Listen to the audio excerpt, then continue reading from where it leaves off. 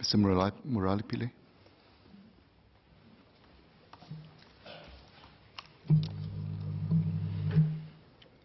Mr. Speaker, sir, permit me to go straight to the issues without making the usual prefatory remarks.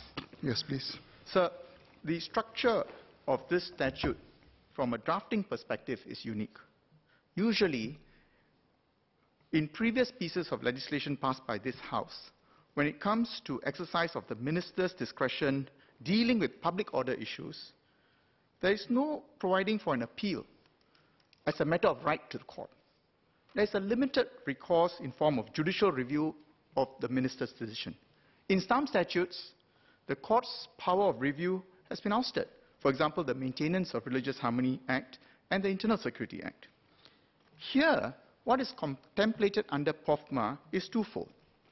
An appeal to the Supreme Court on the issue of the truth or falsity of the representation and attribution of the representation to a person in Singapore, as well as a parallel track of a judicial review of the minister's decision, which operates separately.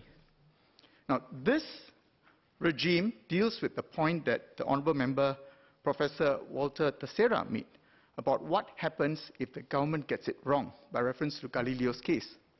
In Galileo's case, the Church took more than 3 centuries to correct itself. Here, there is an appeal process, and there are timelines for the appeal process to complete.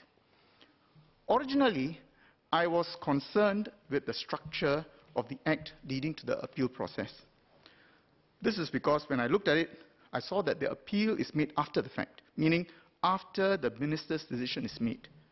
And it will only be initiated by the respondent to the direction made under POFMA. The concern I had was that ordinarily it was for the executive to make out a case first, as opposed to requiring the respondent at the outset to state why the executive got it wrong, without knowing the executive's case. But having reviewed the material closer, my concern on this matter has been assuaged. This is because I noted that the minister has stated yesterday that the point when a direction is issued, he or she would have to nail his or her colors to the mast by stating the reasons why the direction has been issued. This direction will also be gazetted. And in relation to this point, the Honourable Member, Ms. Ong, as well as Professor Teixeira, said, well, that's in subsidiary legislation. But when a minister makes a statement at the second reading of the bill, that goes into the corpus of the Hansard and how the legislation is to be reviewed, and that creates a legitimate expectation. And when the court reviews the exercise of power against the legitimate expectations created, it can strike down a power which is used outside the legitimate expectations that has been created. So the executive's case would be crystallized at the outset. The respondent would know what case he or she has to meet. In this regard, the Honourable Member, Mr. Leon Pereira, said, but in that process, the legal burden would be on the respondent. With great respect, that is not how I understand POFMA to be. The provisions are quite clear. The legal burden always is vested with the executive to prove that the Part 3 direction complies with the criteria of falsehood as well as public interest. Honourable MPs have engaged in a lively debate on which is the proper entity or person which should make a decision to issue directions under POFMA. Under the proposed POFMA, there are 2 cumulative conditions: falsity of the statement of fact and public interest. When it comes to deciding what is in public interest, what kind of decision maker do we need? This is a point that Honourable Member Mr. Cedric Foo made very cogently a few hours ago. We would need a decision maker who is in touch with the ground situation, not just in Singapore, but even overseas. He or she would have to have access to intelligence reports, gauge what will be the likely reaction of Singapore residents, what steps are needed to address the problems on the grounds. And these are just some examples. With due respect, it is not easy for the court to make such a decision. Courts are best suited to apply the law, including the law promulgated by this House. Don't get me wrong. I'm not saying that the court cannot review a decision made in public interest. I recall when the Criminal Law Temporary Provisions Act Amendment Bill was moved in this House, my parliamentary colleagues from the Workers' Party spoke about the development of judicial review in Singapore by reference to the speech delivered extrajudicially by the Honourable the Chief Justice in America. His Honour said that judicial review is the sharp edge that keeps government action within the form and substance of the law, unquote. His Honour also spoke about the doctrine of substantive legitimate expectation within the context of judicial review. So there is a robust system in place. This is the system that will guard against actions of a rogue government. This would ensure that powers are only used in the manner that the government has promised us at the second reading of this bill. Decisions of what is in public interest are therefore best to be left with ministers who head the ministries, have access to civil service apparatus, are elected and are accountable to the people through the ballot box. Honourable Member Professor Lim San San said that ministers would benefit from inputs from an advisory panel. And I agree. And it may well be that the ministers, after the passing of this bill, may want to set up advisory panels and make an appropriate decision.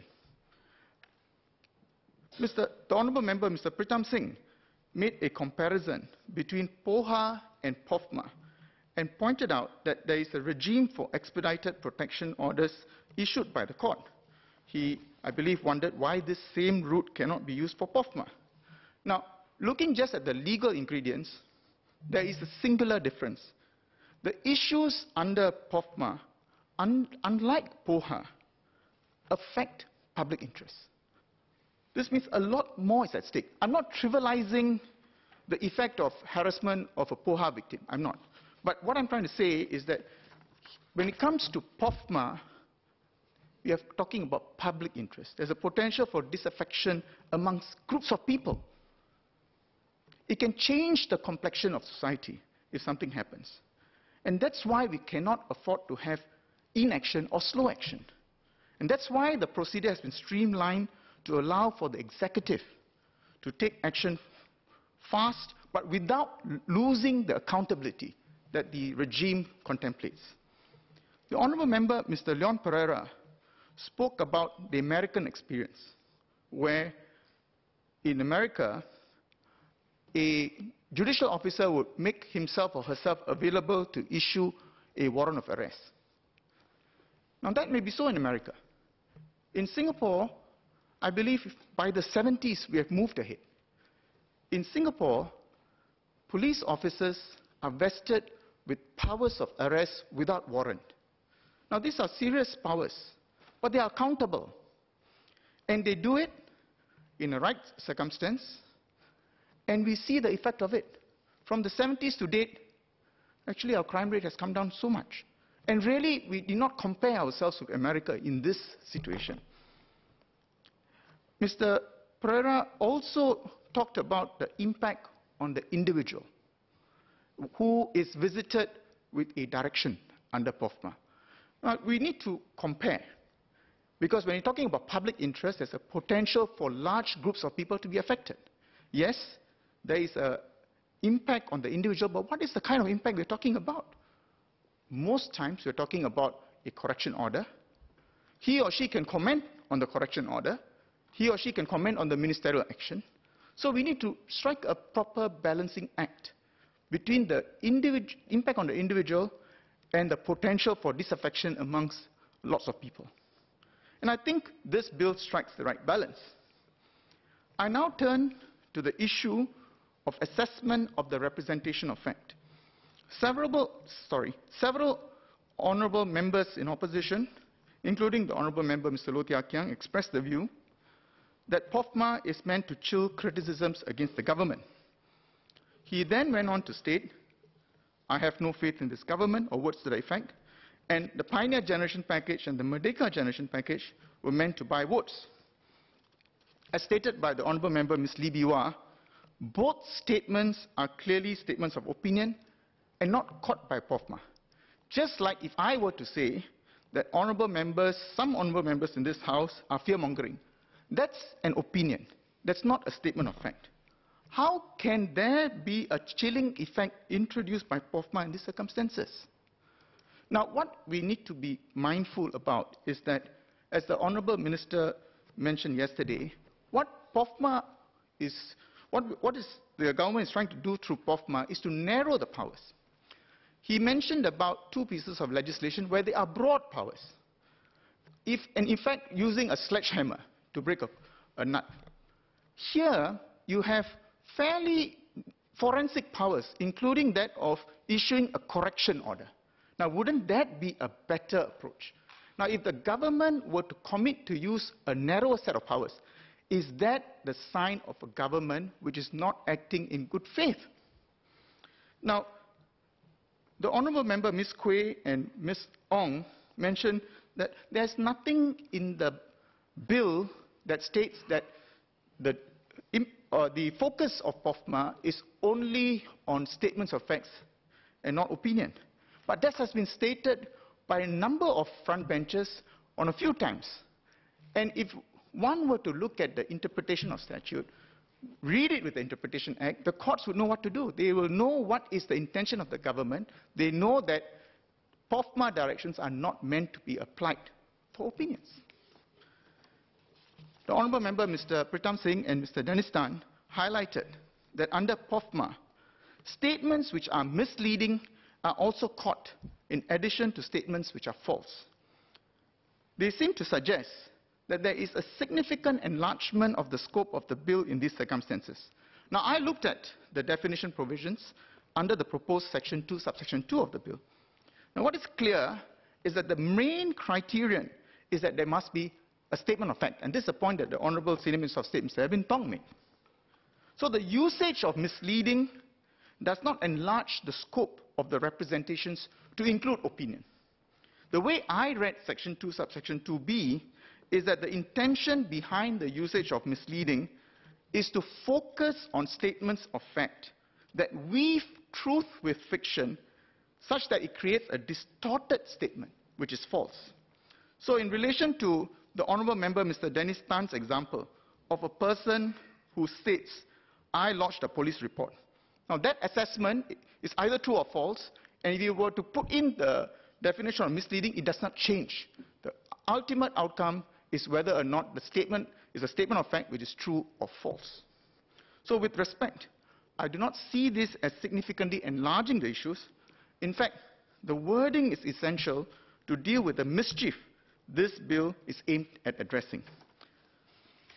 There's also a point made by the Honourable Member Mr. Loh about the government being a player and a referee if it's vested with powers under the POFMA.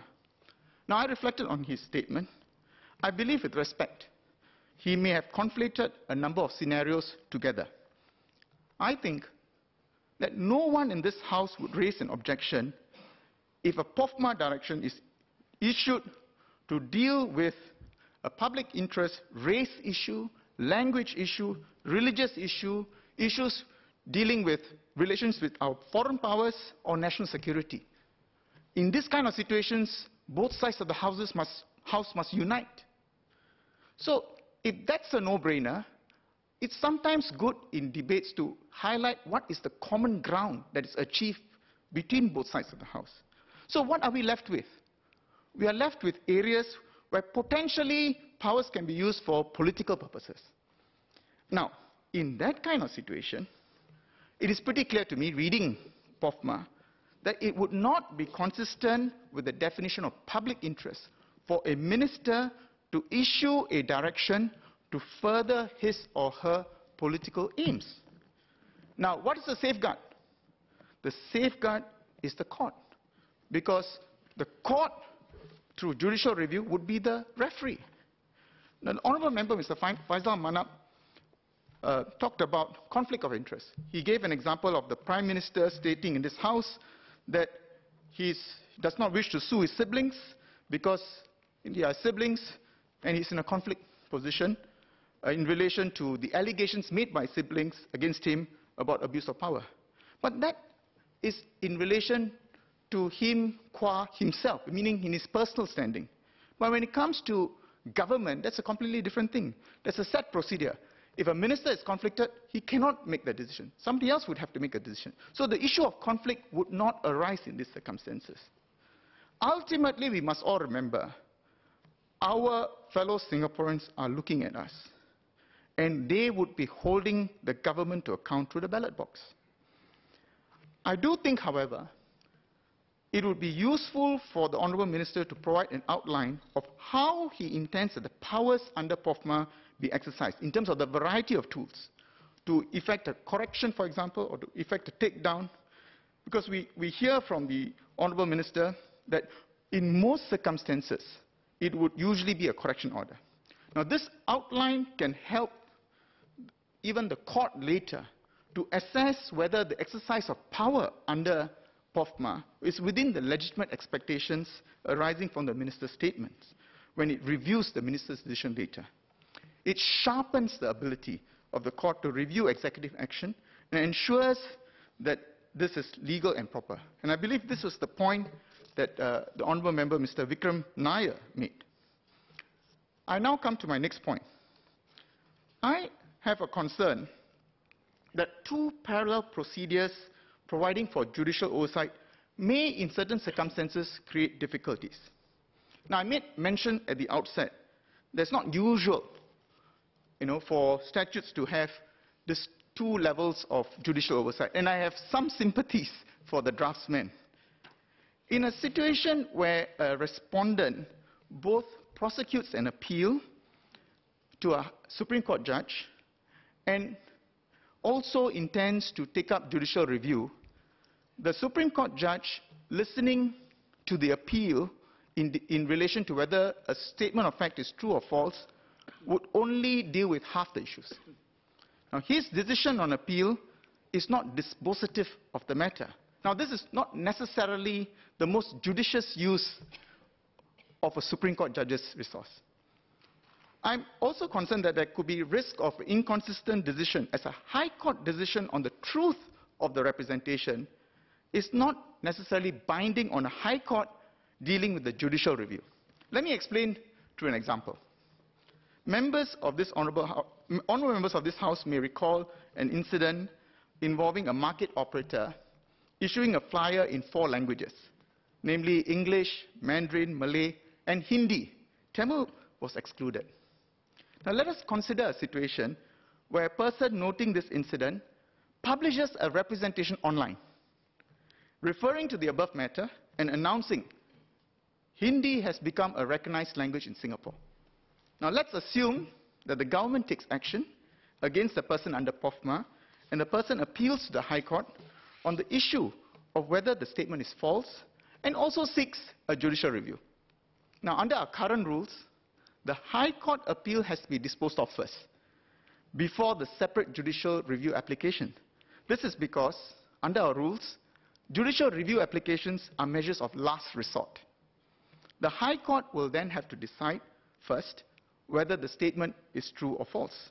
Now, this may seem like a binary choice, true or false, but the reasons underpinning the decision may be relevant on a consequent issue of public interest. Let's assume the High Court decides that the representation is false and provides an explanation for its decision. Looking at the representation, it could be false in a number of ways, but I'll highlight just 2. One, it could be false, as it suggests Tamil is being replaced by Hindi.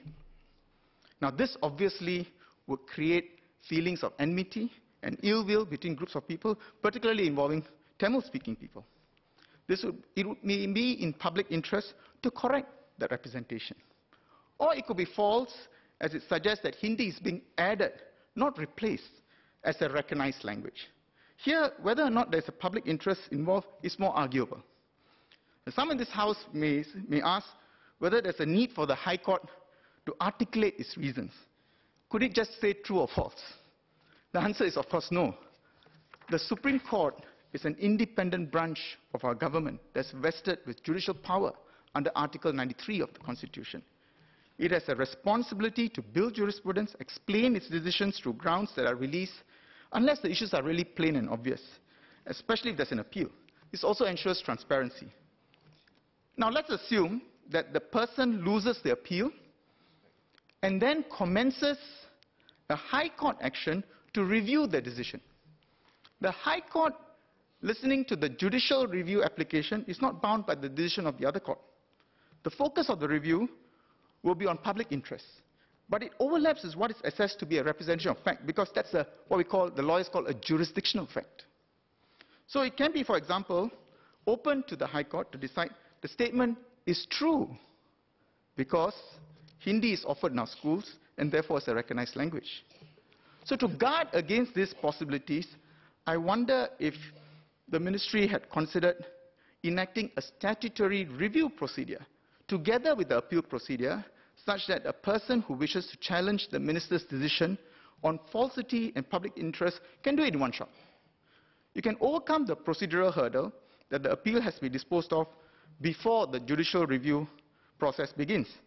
Now, my suggestion is a bit different from what the Honourable Member, Mr. Dennis Tan, had suggested, because he said the High Court should have oversight over all issues. Here, I think there is merit in retaining judicial review in relation to exercise of public interest. That is a decision that has to be made by the minister for the reasons I mentioned earlier, but of course can be subject to a review. The same High Court judge should decide on both matters. Even if the same High Court judge is designated by the Chief Justice to hear the judicial review matter, so long as the matters are separate, he's not bound by his prior decision. So by twinning the process, there's no risk of inconsistent decisions. To guard against abuse of process for judicial review, there can even be a stipulation for a leave procedure to sieve out unmeritorious applications. It is important that statutory review procedures be simplified and be rendered cost-effective too, and it's a point that I think my learned friend, Ms. Sylvia Lim, made. For the same reasons as to why the appeal procedure has to be cost-effective as well. Now, I would welcome the Honourable Minister's thoughts on this. I'm not saying that this is a likely outcome, but I think there could be some risk, and I'll be grateful for his elaboration on this matter. Now, I come to my last point. The Honourable NMPs... Mr. Pillai, you need to wrap up. Yes, sir. If I use up my time, then I'll stop here, sir. You have. Okay, I'll stop then. Thank you. Is it Mr. Leon Pereira? I thank the Honourable Member, Mr. Murali Pillai, for some of his references to the speech, my speech and speeches of my colleagues. I would respectfully just ask for a few points of clarification.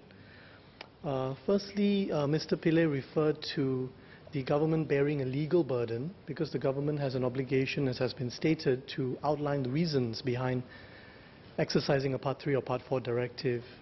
Would the Honourable Member acknowledge that it would only become a legal burden, as in a pleading before the court, if the respondent actually went to court? And would the Honourable Member acknowledge that there are, I think, many respondents who would not take up the burden, would not want to take on the government in court for the reasons that my colleagues have shared? That's my first point. My second point is the Honourable Member referred to the POHA courts dealing with matters that are perhaps less important in the bigger scheme of things than POFMA. And, I actually understand where the Honourable Member is coming from. I think there's a grain of truth there. I wouldn't sort of wave that off. Would that not be a further argument for the government, the state, the society to actually invest in developing judicial capacity and structures and processes even more for the administration of POFMA than what has already been done for the administration of POHA? We recognize that POFMA is dealing with actually more important societal, political issues as opposed to POHA, which is dealing with individual cases that affect individuals only. And the last point really is, I think the Honourable Member mentioned that I talked about the effect on individuals of receiving a correction directive, and it could affect their reputation and so on, and there are individual issues at stake, but that we've got to balance that against a societal issue. Would the Honourable Member acknowledge that actually the point I was making was not so much that it's bad for the individuals, but that it actually chills free speech? It may lead to self-censorship. It may lead to self-censorship affecting political discourse and therefore, by implication, political outcomes. So there are very large societal and political issues at stake. It wasn't just a matter of balancing individual against social. So having said that, I thank the honourable member and I respectfully put forward those clarifications. Mr. Pillai. Mr. Speaker, sir, thank you for the opportunity to reply to the honourable member, Mr. Leon Pereira. He raises 3 issues, and I'm grateful to Mr. Pereira for the opportunity to clarify the points that I made in relation to these 3 points. The first point he made was in relation to the legal burden in relation to any appeal proceedings. And it goes without saying, and I agree fully with him, the legal burden would only arise if there are legal proceedings, meaning if there was an appeal. But that's not the end of the matter. As I mentioned in my speech, at the outset, the minister would have to nail his or her colours on the mast, because he would have to issue the reasons why a direction is issued. And that's gazetted. And that's available to members of public as well. So from that perspective, there's accountability.